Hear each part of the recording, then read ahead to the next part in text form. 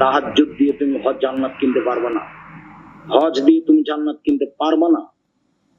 একজন সাহাবী বলছেন, আল্লাহর নবী, অমুক মহিলা বেশি বেশি সালাত আদায় করে, বেশি বেশি সিয়াম পালন করে, বেশি বেশি দান খয়রাত করে, তবে সে প্রতিবেশীকে কষ্ট দেয়। তখন আল্লাহ রাসূল বলছেন, হে ফিন্নারু, জাহান্নামে যাবে। তাহাজ্জুদ করে, দান করে, সালাত আদায় করে, কিন্তু মুখে কি করে? প্রতিবেশীকে কষ্ট দিয়ে সে জাহান্নামে যাবে। একজন দান করতে পারে কম, সালাত আদায় করে কম, আপনার সিয়াম পালন করে কম, কিন্তু প্রতিবেশীকে কষ্ট দেয় না। আল্লাহ রাসূল বলছেন যে হিয়া ফিল জান্নাহ, জান্নাতে যাবে। এবার চলে আপনার স্ত্রীর সাথে আপনার সদাচরণ। রাসূল সাল্লাল্লাহু আলাইহি ওয়াসাল্লাম বলেন, আল্লাহর নবী বলছেন, পৃথিবীর মানুষ,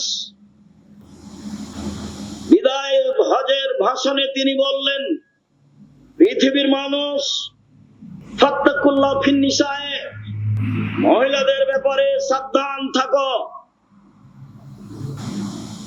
তোমরা তাদেরকে নিয়ে এসেছো